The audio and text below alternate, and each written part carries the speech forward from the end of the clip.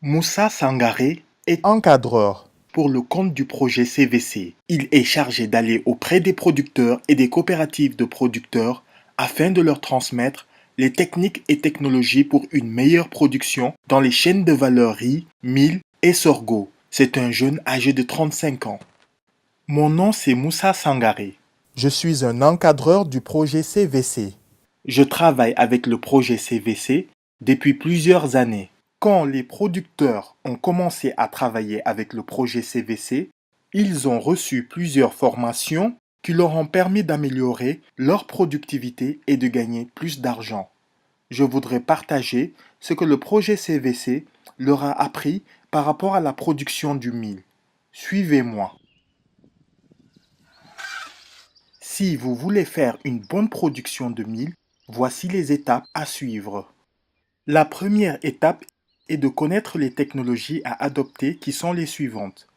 Il faut privilégier les semences améliorées, de l'engrais minéral ou de l'engrais organique.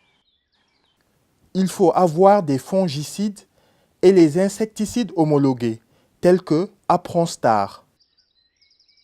Il faut aussi adopter les actions de lutte anti-érosive. L'étape qui suit est la préparation des sols.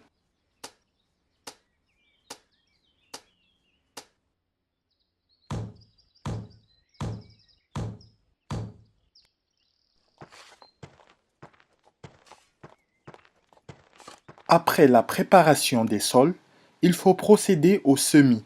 Pour 1 hectare, il faut mettre 8 à 10 kg de semences. Avant de semer, il faut traiter la semence avec des fongicides et des insecticides homologués, tels que Apronstar. Il faut semer en ligne aux écartements. La façon de semer dépend du type de sol.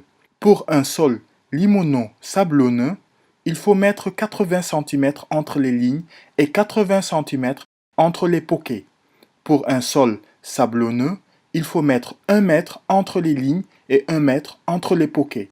Pour un sol sablo-argileux, il faut mettre 1 mètre entre les lignes et 75 cm entre les poquets. Pour un sol limono-argileux, il faut mettre 80 cm entre les lignes et 50 cm entre les poquets.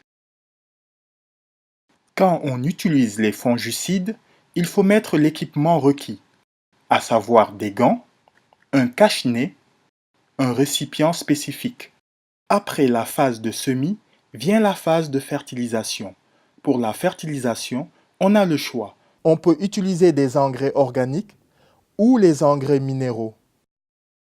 On utilise l'engrais organique de la façon suivante. 5 à 10 tonnes de fumure organique, soit 20 à 40 charrettes par hectare. Pour la fertilisation minérale, on a 3 options.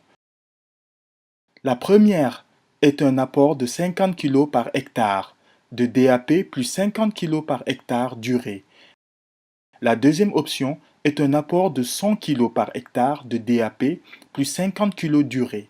À défaut du DAP, le NPK, complexe céréal, peut être aussi recommandé à la dose de 200 kg par hectare. La troisième option est le système de microdose, 70 kg par hectare, 35 kg DAP, 35 kg urée. Pour le DAP et ou le NPK, on fait l'apport d'engrais au plus tard 15 jours après le semis.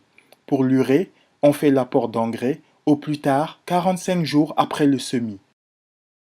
La phase qui vient est la phase des entretiens culturaux. On commence par le démarrage précoce, 2 plants par poquet, 10 à 15 jours après le semis. Pour le sarclage, on procède de la façon suivante. Premier sarclobinage 8 jours après la levée et ou 15 jours après le semis. Deuxième sarclobinage 15 jours après le premier sarclage.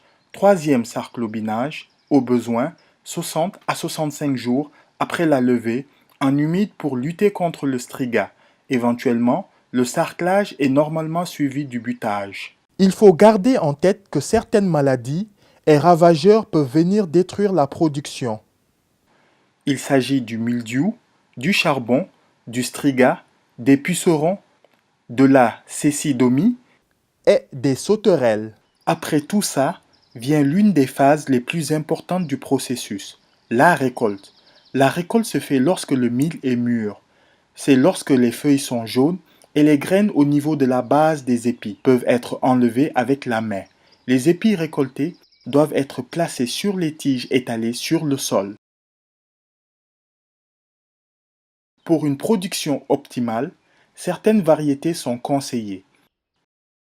Pour les zones semi-arides et arides telles que Mopti et Tombouctou, Il s'agit des variétés suivantes: Torogno C1, Bobognou de Bancas, NBB, Gefou 16, Indiana 05, New Kunyu de Koro, NKK.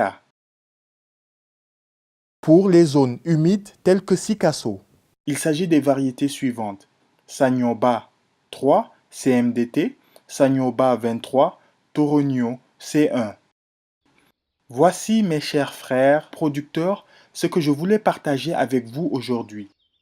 Appliquez ces consignes et votre production aura beaucoup augmenté. Si vous avez des questions, adressez-vous au projet CVC. Le projet CVC est un projet financé par l'USAID pour améliorer la productivité et la production des acteurs des chaînes de valeur riz, mil et sorgho. Merci pour votre attention.